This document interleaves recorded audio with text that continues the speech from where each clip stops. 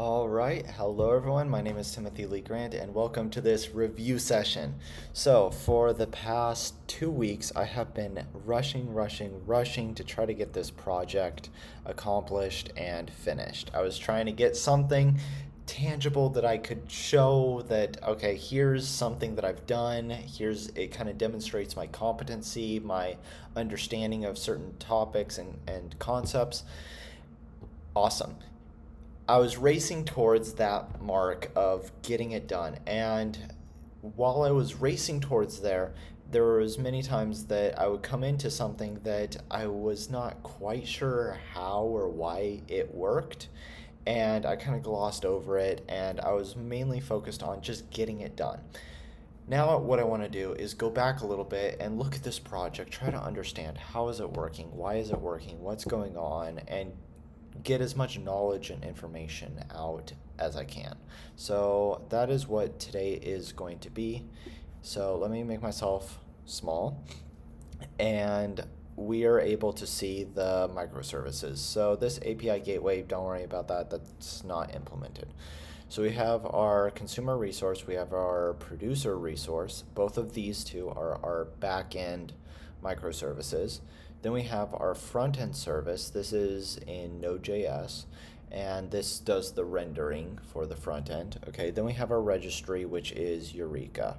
So this is the Eureka server right here, and we can see like, okay, we have those. So one of the things that I do want to understand a little bit more, especially because I know the path that I'm hoping to go into the future is I want to make this containerized and I want to put it into Docker. So one of the questions that I have is, okay, well,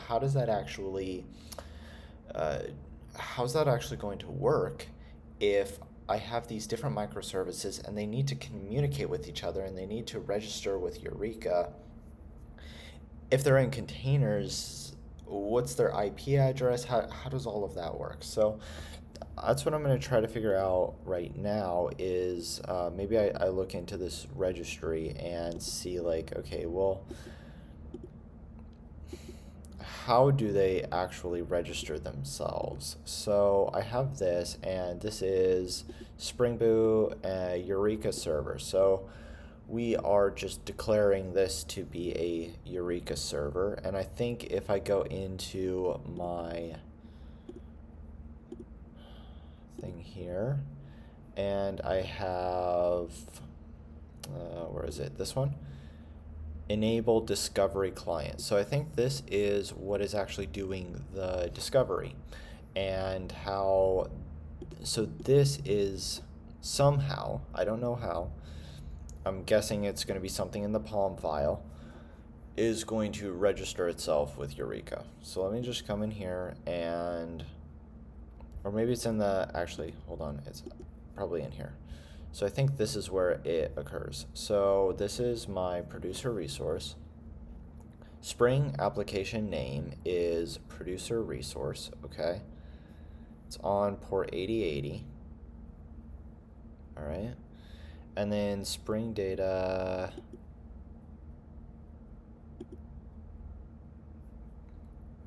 So I'm setting these like environment variables. Okay. And then I'm saying to register that yes, I do want it to register.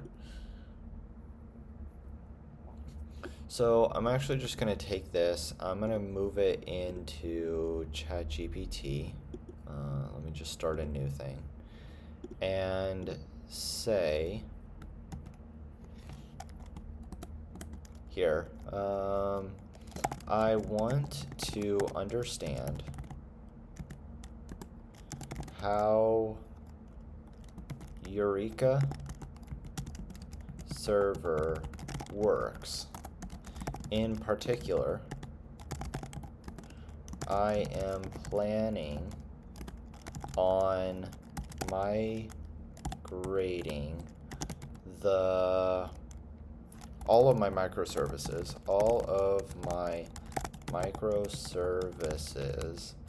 into separate Docker containers So I want to understand more exactly how this registry and communication occurs.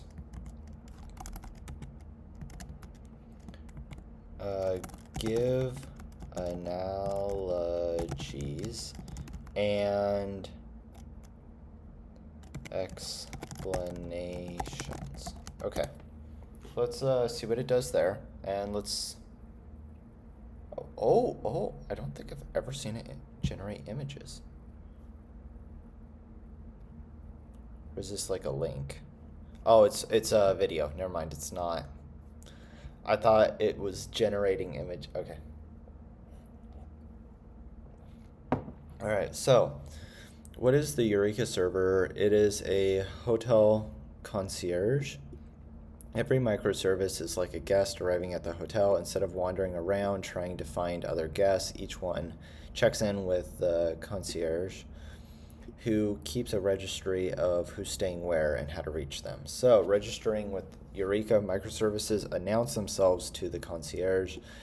Fetch registry, microservices ask the concierge for a list of other guests they might want to do. So, I also need to look in to how we're doing that fetch request, and I know.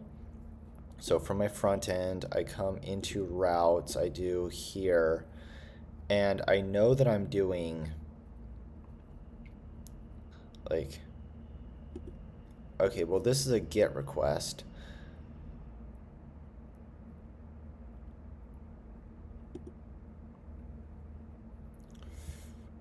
Would it be in services? Might be in here. Okay, well, this is, here we go. So this one, like get instance, yeah, Eureka client, here we go. So this is the actual like fetching, and I don't really fully understand how it's working. Again, it's a very like, okay, well, it's fetching the instance name and then doing that, right? Like, okay, well, what is doing that? What's going on? So we'll be investigating both of those in this video here. Okay, so microservices in Docker. The apartment analogy. Now imagine each microservice lives in its own apartment. Docker container. Okay, so the container is like the apartment. Okay.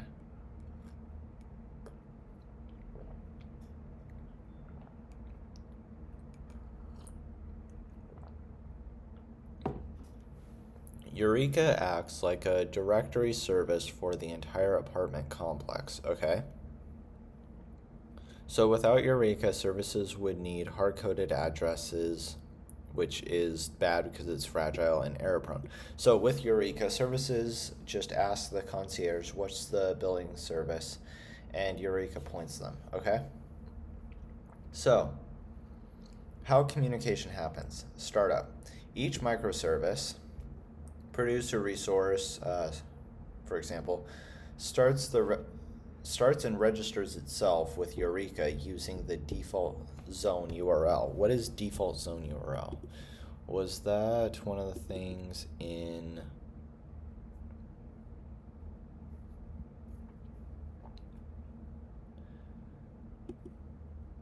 here? No. Oh, this is registry. I don't want that. This one. Default zone. I'm not seeing that anywhere. Oh, here. Default zone. Okay. So I need to tell it where Eureka is. So if I separate Eureka into its own Docker container, I need to specify exactly where it is. Okay. Default zone. Heartbeat. That's actually going to be a question. So number one, if I move the registry microservice to a separate Docker container, that means that I will need to go into the application properties file of each of my other microservices and change this here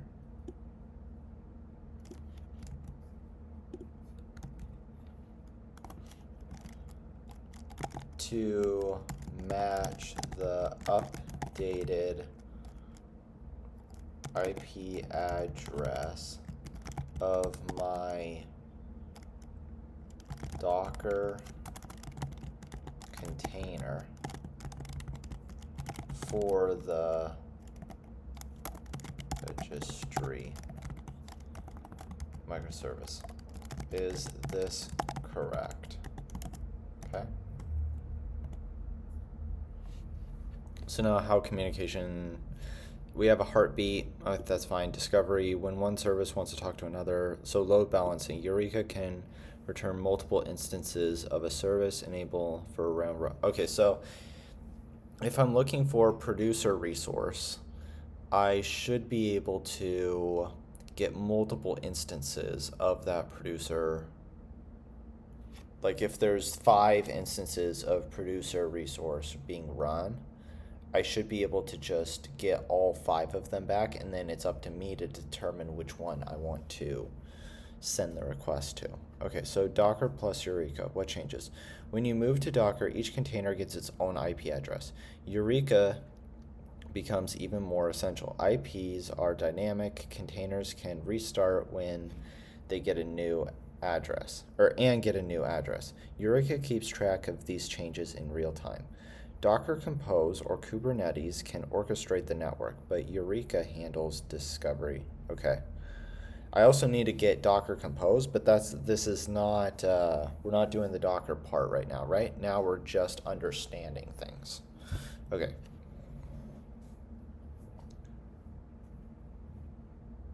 So, final analogy, that's fine. I'm just gonna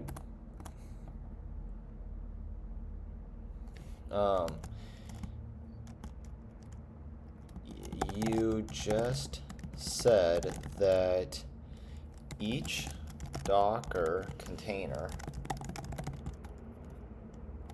will dynamically have a different IP address.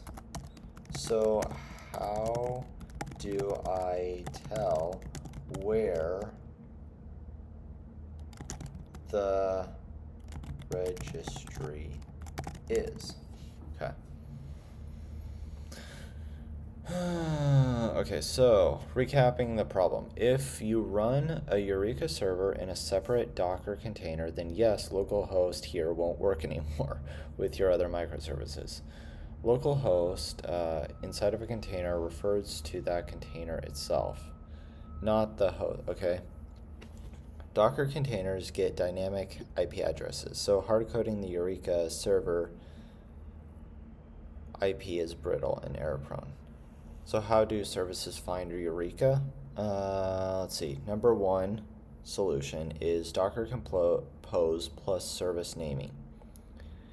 If you use Docker Compose, which we're planning on doing, you can define all your microservices and Eureka server in a single Docker Compose YAML file. Awesome, that's what we're planning to do. Docker Compose automatically sets up a private network, okay, and gives each container a DNS name, okay, and based off of that, I can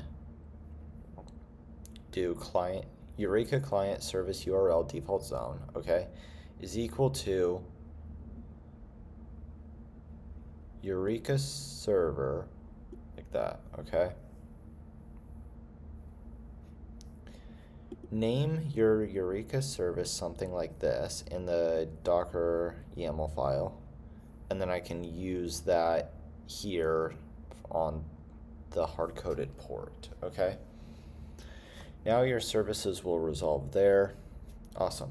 So number 2 is Kubernetes, which I'm not planning on doing Kubernetes right now. If you're planning to scale beyond Docker Compose, Kubernetes is the next step. It handles service discovery via DNS and service objects. So your microservice can find Eureka using its service name. Okay. So I'm going to say that I kind of have an idea of that right now for Maven. Now I noted that my front end is actually in JavaScript. So now I need to figure out how does this register itself. Okay. And after I figure out how registry works, I now need to go back and try to figure out how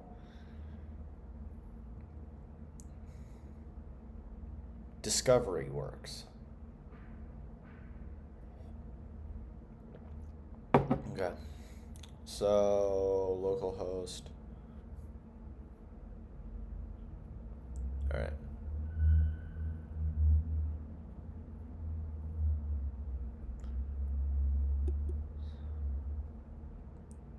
Creating a new class.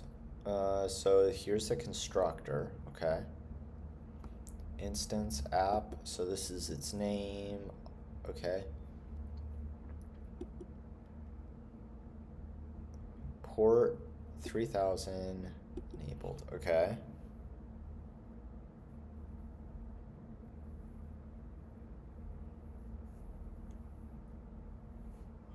Then I tell it where Eureka is, where it lives, and then I start the service.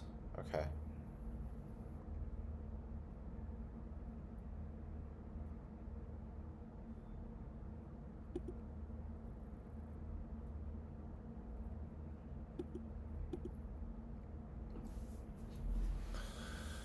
Fine. Now I'm gonna go in and try to understand this right here, which is how we actually use, so we have the Eureka server up. How do I actually get this local host right there and the port number?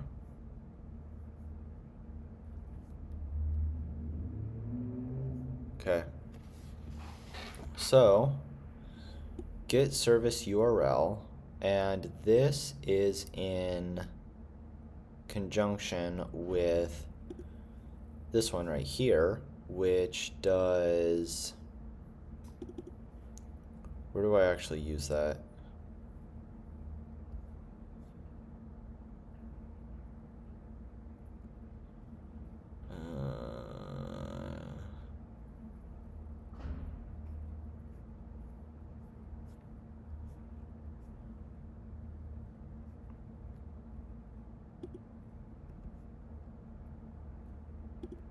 Service caller, okay. Service caller is here. That's, so I'm importing that. And I'm getting these two functions. So call service and post service. Okay, so post service, I am giving the name of the microservice that I want to communicate to. And I'm given the path to where I want to communicate to in that microservice. Then I'm given the actual body, okay? So then that comes into post service here, okay?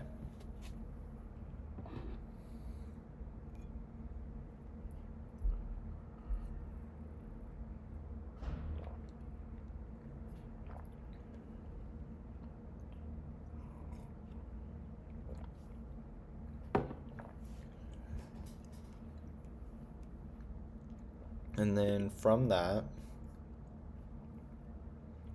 I take this service name, that's the microservices name, and I get the URL. So that's going to be the URL, or the IP address and the port number. Okay, so from service name, I'm going to come up to here. So I pass in this, okay. And this is like producer resource or something like that. So now I have this Eureka client, okay, and that Eureka client is what we were just looking at up here. So this is what we exported, right? We exported the client, which is this object that we're running, okay? So it has connections to the Eureka server. And now what I want to do is I do get instance by app ID, and I say like uppercase, so I am matching this producer resource exactly, so the name matches exactly, and then it returns back something. Okay, I don't know what it returns back yet. I think what it is a list of the instances.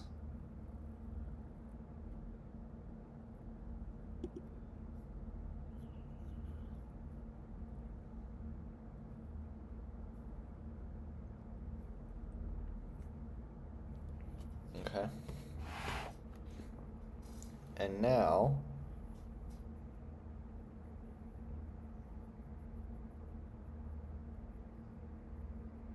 I don't like this fallback URLs thing, because if there's a problem with the Eureka server and my fallback URLs are catching it, well then it means that I did something wrong, but I need to understand that. Okay. So I'm just going to power through this and continue just seeing what's going on.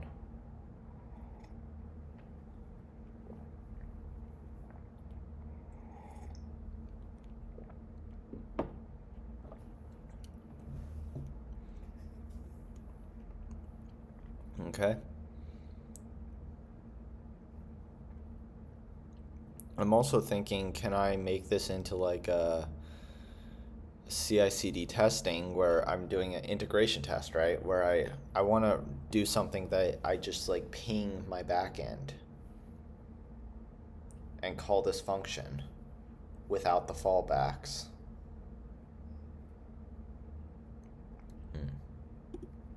Okay.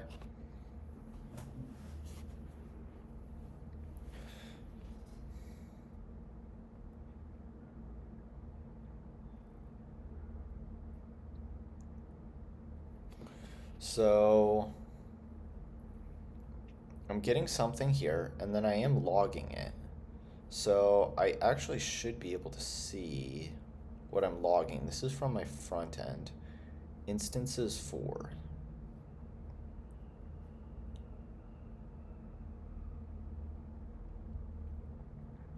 Instances for producer resource. Okay. So I'm getting a list. It is a list here. And it is of one object, right? Here. So it's one. And what does it have? It has fields called instance ID, and that ID is the IP address. This is localhost, name, and port number, okay? The status, it has the ports, it has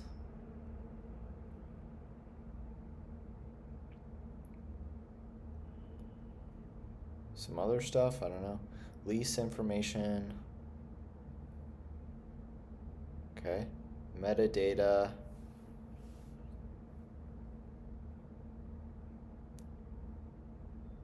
All right. So that's what we get back is a JSON object. That's the service name. Then I come here, and so I guess this wouldn't hit because I have instances and the length is not equal to 0. So we know that we didn't use these fallbacks. Okay, sure.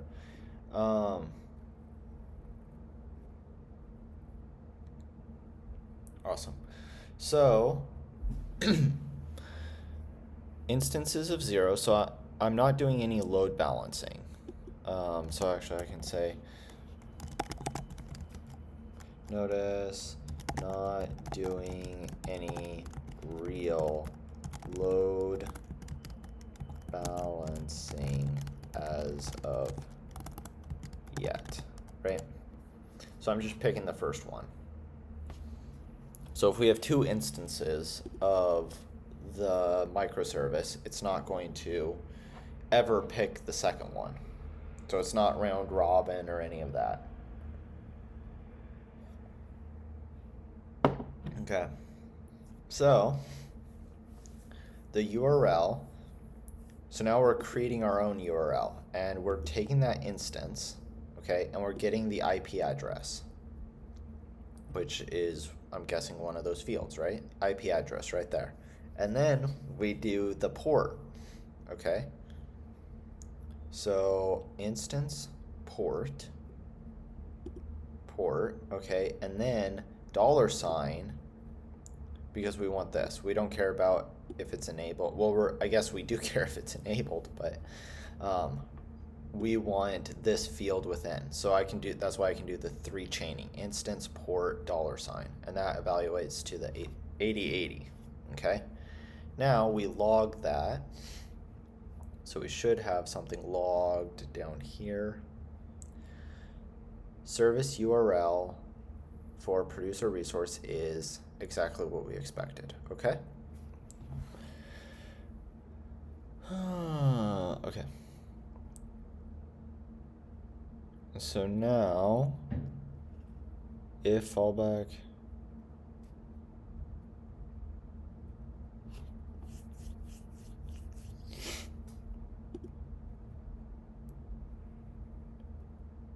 and then we return that URL. So now we're back here. Post service here, base URL. So now we just have this right here. Actually, this right here. Okay. And now I go and I need to actually send. So I have this endpoint, and that's what we see here is the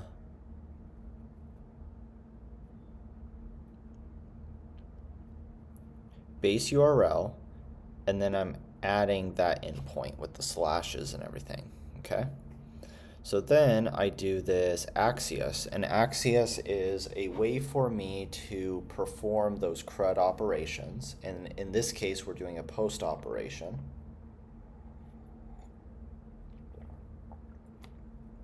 Okay. And I provide it information that it needs to perform that post operation.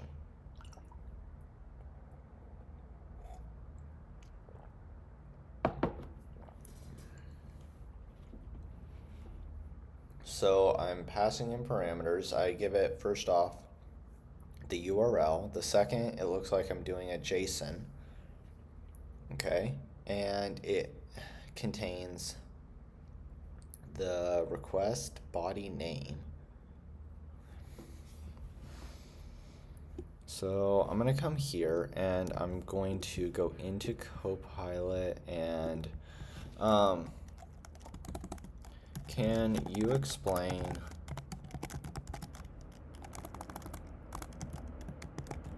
how Axios works?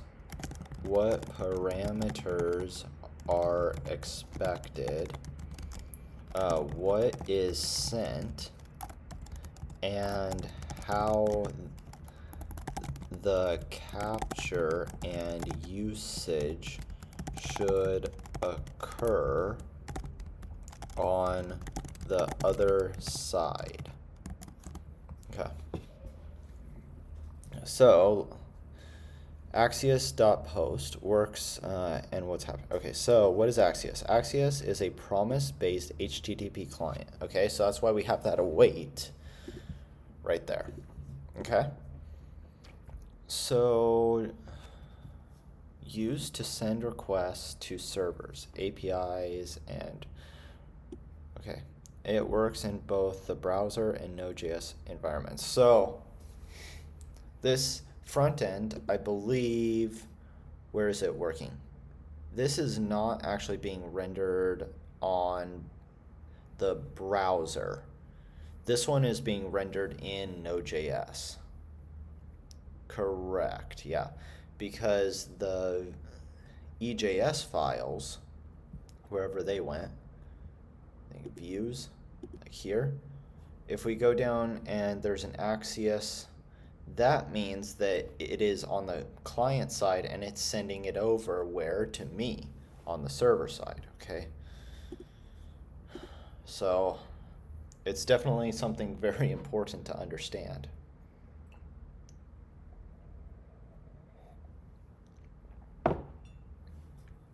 Okay. Anatomy of how Axios post call. Const response equals await, okay? Name is, that's just what I posted.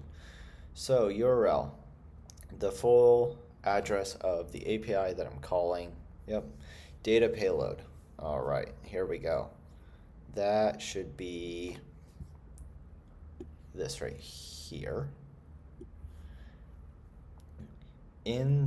This is the body of the post request. Okay, so from my capture side, meaning producer, and then I come in here and I am sending it to, hold on, which API supplies. So I'm going to come into my controller, supply controller, API supplies. So from here, I should capture it in a body, right?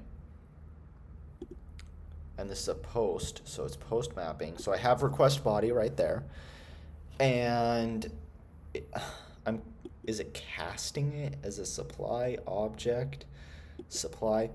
That's another thing that I'm confused about. So on the capture side, I'm capturing it as a like class. That doesn't make any sense, right? Okay. So I have this, the name and quantity, okay, and name and this evaluates to name, quantity, and that evaluates to quantity, and that is from request here. So this is on my front end client, no, not client. This is from here, and this is from the client. So I get the client from this request, and so they're sending a post request to me. I just forward that. So this actually is directly from the client. So the client body quantity, okay?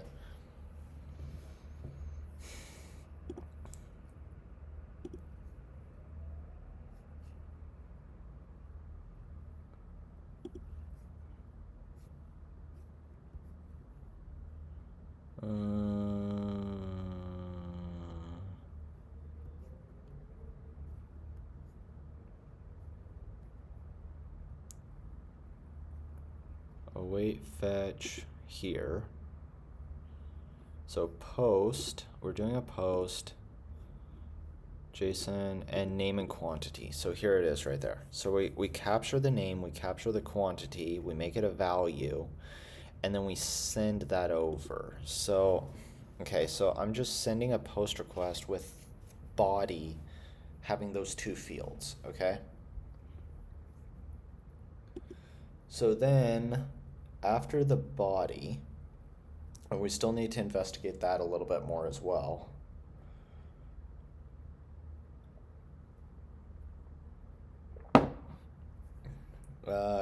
Config objects. So this includes header, tells that I'm sending JSON, timeout. Okay, so what happens on the server side?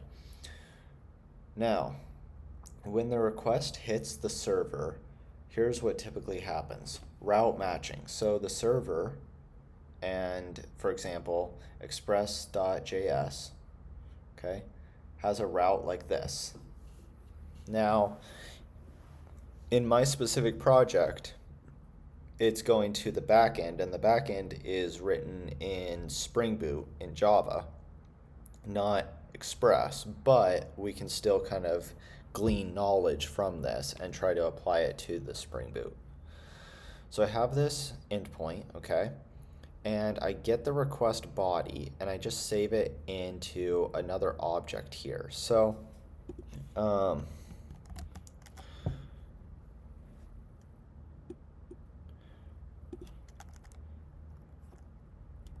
when I do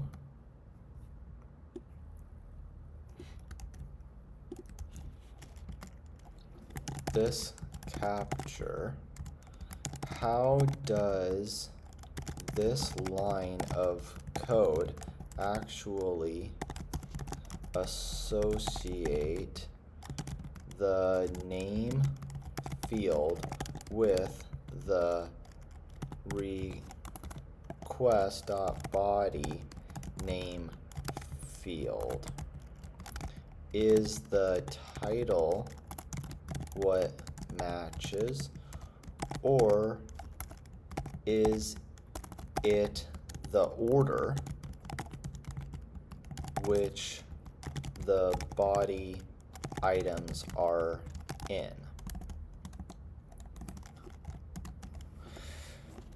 Furthermore, my server is in Spring Boot, and I capture it as follows. I'm just going to copy and paste this in here. Okay. Notice that I am capturing the what? The request body as an already defined class object that is in a different file in my Spring Boot project. How does this mapping occur? Okay. So body parsing. The server uses middleware like express.json to parse here. The response usually sends back. Okay, so capturing the response. The response object you get from Axios contains data. So message.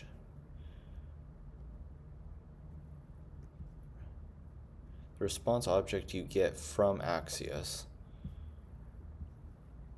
Okay. Response.status. All right.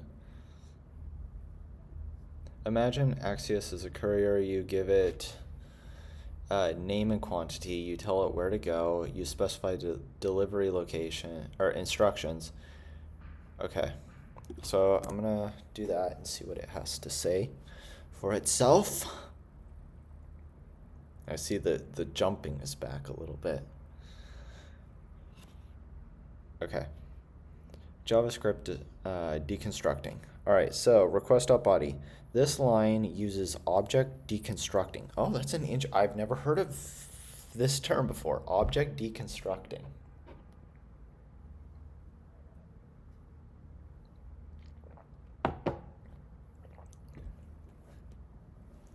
Here's how it works. How it associates files. It matches by property name, not by order. So name and quantity must be keys in the request body object. Okay. And if they don't match, then the result will be undefined. Okay, so Spring Boot. How does it work when capturing on the Java side? Okay, so this is where Spring Boot shines. With its automatic JSON to object mapping. Okay, What did I just read? JSON to object mapping. Powered by Jackson, a JSON processor. Okay, so JSON to object mapping. So we're taking JSON and we're going to put it into an object. Okay, when post request sends JSON like this, Spring Boot uses JSON to parse it, looks for a class supply with matching fields, which we have, and we have name and quantity, okay? Matches JSON keys to the Java field using reflection and getter setter methods. Instantiates the object. Oh my goodness, okay. Can you walk me through the exact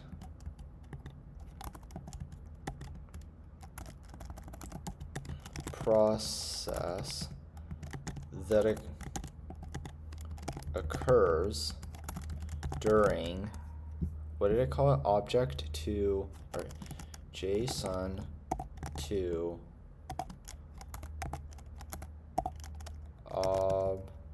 object mapping. Okay. So, field names, they must match, must have getters and setters. Like, I want to know, well, so it can't just go in there and change it.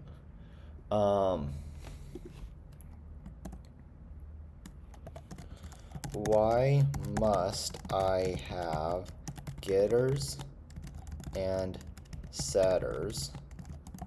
What happens if I don't? If I don't, how does this, what did it call it? Jackson know which setter or getter to use? Okay, so analogy. Imagine JSON payload is a shipping label.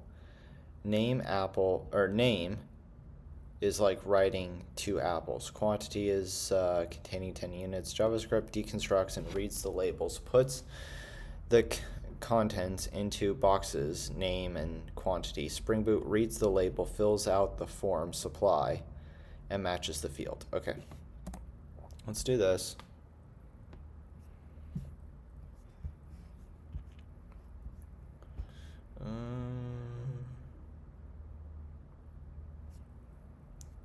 Where is my, hold on, where'd it go? Here it is. Okay, so JSON to object mapping step by step. Number 1, incoming JSON payload. So we have the payload. Yep. Spring Boot receives the request, so the controller method for request body supply is triggered right here. So because we got this post mapping and now we're doing this function, and one of the parameters is request body supply and then supply. Okay, this automatically triggers Jackson. Spring uses Jackson Object Mapper to convert JSON into Java objects. Okay. Jackson initiates the class. It uses the default no argument constructor for your supply class to create an empty object. Okay, so we're creating a new object. We're instantiating a new object. We're not using an existing one, okay? Jackson maps JSON fields to Java properties. It looks for matching field names in the JSON and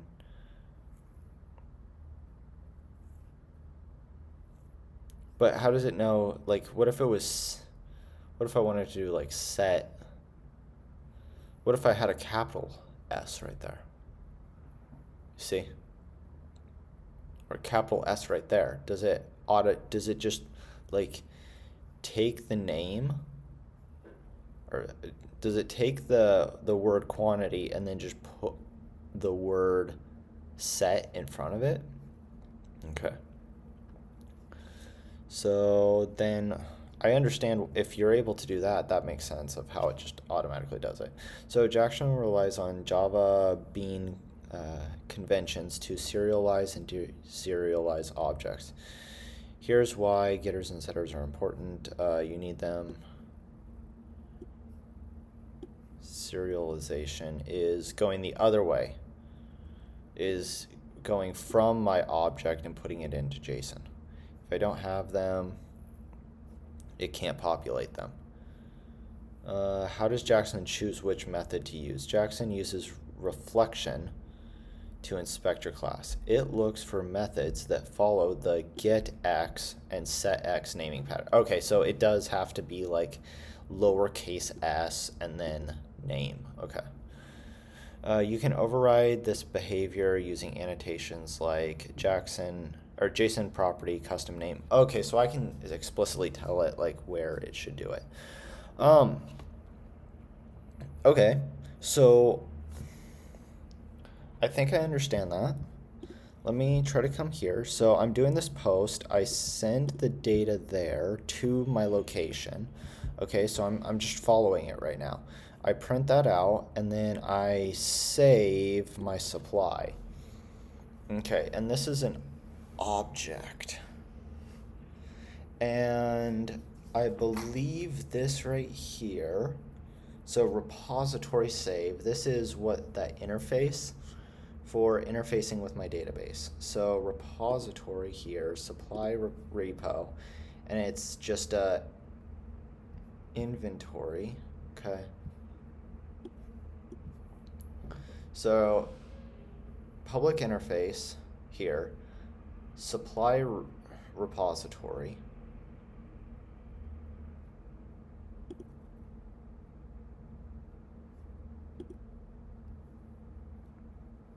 Here, so I'm creating a interface, and then I do .save, so that's a method, and I pass in this object. Now I'm guessing what's happening is MongoDB has an inbuilt library that it can take in objects and match the fields which are in the objects. So come here, the fields in the object, which are ID, name, and quantity, okay? And based off of that, I am able to store it, okay, into the MongoDB database. So, okay, that kind of makes sense. And then after I do that, I return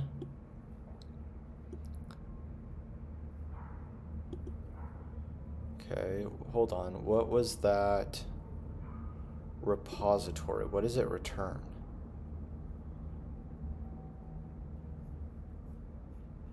It seems like it returns nothing. Public interface. Oh, wait, no. I'm getting the...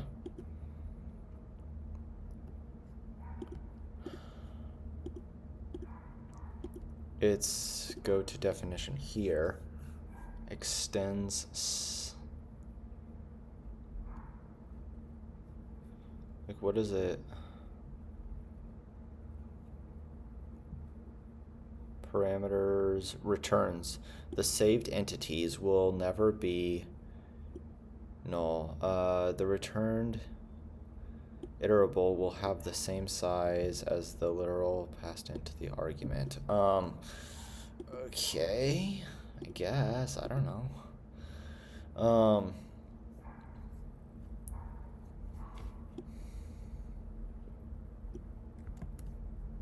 So, like this, and then I post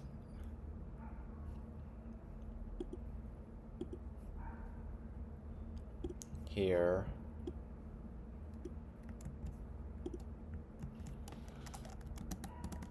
When my post mapping finishes, it returns the result of the save collaboration. So what is actually being sent? And what will my front end receive? Okay, we'll let it do its little bouncing. I don't think I have any more. Any more coffee? A little bit more coffee. Okay, so here's translates. Okay, so what this actually does, you're using Spring Data MongoDB, and this Mongo repository.say performs the following. If the supply object has no ID, null, or missing, MongoDB treats it as a new document and inserts it, okay? If the supply object has an ID, MongoDB tries to update the existing document with that ID. In both cases, the method returns the saved entity, which may include the generated ID, any default values set. Okay, the full object is now existing. Okay, so from your front end, since your controller returns the result of save, Spring Boot automatically serializes the return supply object into JSON. So it does the opposite, right? It takes this object, which has getters and setters, and turns that into a JSON. Okay, so let's say the front end sends name apples quantity 10, and supply looks like this, where I have a private ID, a private name, and a private quantity, and then my getters and setters. So after setting, MongoDB might generate an ID, something similar to this random thing. So the response sent back would be ID like that. So this JSON is what the front end receives in the response post request. Okay.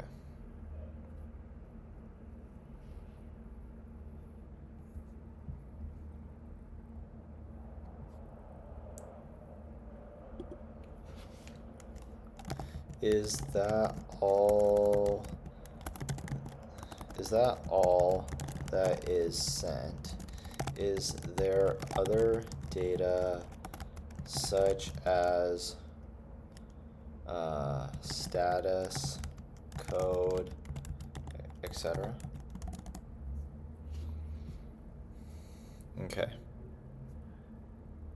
So, yes, there's definitely more going on under the hood. So when Spring Boot controller returns a response, it sends a full HTTP response, which includes several components beyond the actual data. So the actual data is what? The body. Here's a breakdown of what's included. Status code indicates the result of the request. For a successful post that creates a resource, Spring typically returns status OK. Okay. Headers.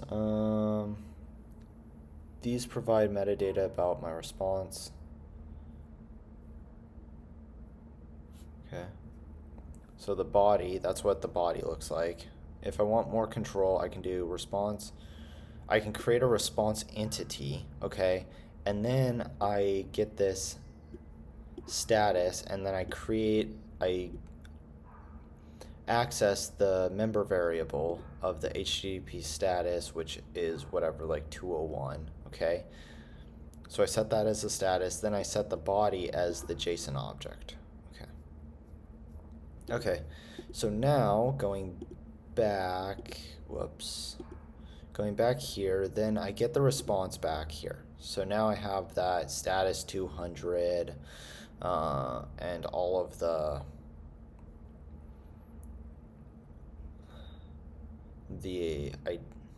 so response from here.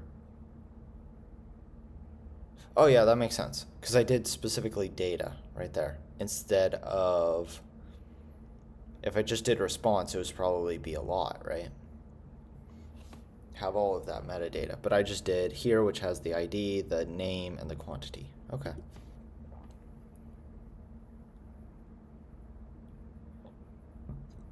And then I do the same thing, just response.data, so I'm sending that data back to my front end, which is going to be captured in those EJS files. So here. So I do the JSONify right here, the body. Then I send that over here, response, and then I get that result. And then if the result response.ok and response.success, then I do this, form reset. Otherwise, I show notification failed to consume. Okay. All right, so I feel like I have a better understanding of kind of how things are orchestrating and communicating with each other. The next step that I'm going to do is I will try to move forward with seeing if I can get them in Docker and trying to orchestrate some of the networking going on. So if that is interesting to you, subscribe to this channel and join me along in this journey. I would love to have you around. Hope everyone is doing good, and yeah, I will see you guys in a little bit. I plan on doing that video today, so see you guys very soon. My name is Timothy Lee Grant, and goodbye for a few hours.